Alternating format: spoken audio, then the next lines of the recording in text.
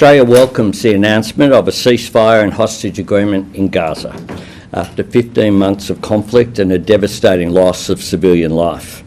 The Australian government has consistently been part of international calls for a ceasefire and for a release of hostages.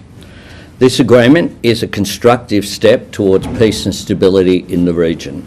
Today must mark the beginning of a new chapter for the Israeli and Palestinian people.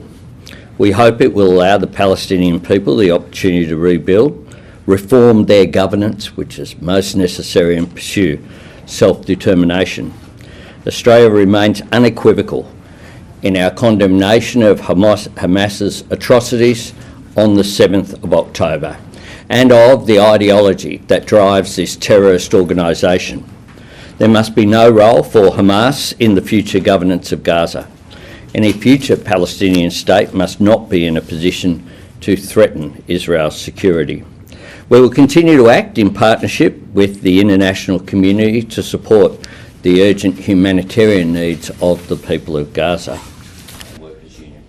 Happy to take a couple of questions. Prime Minister, on the ceasefire deal. But I think that this is an important breakthrough. I pay tribute to the US administration, both the Biden administration and incoming President Trump as well.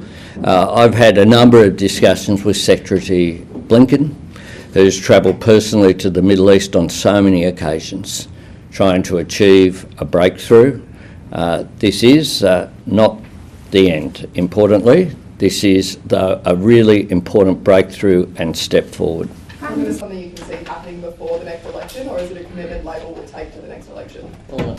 Well, we have been one of in excess of 150 countries, including our Five Eyes partners in the United Kingdom, Canada and New Zealand, consistently calling for a ceasefire, consistently calling for the release of hostages, consistently calling for humanitarian aid to be allowed to get to Gaza as well. This has been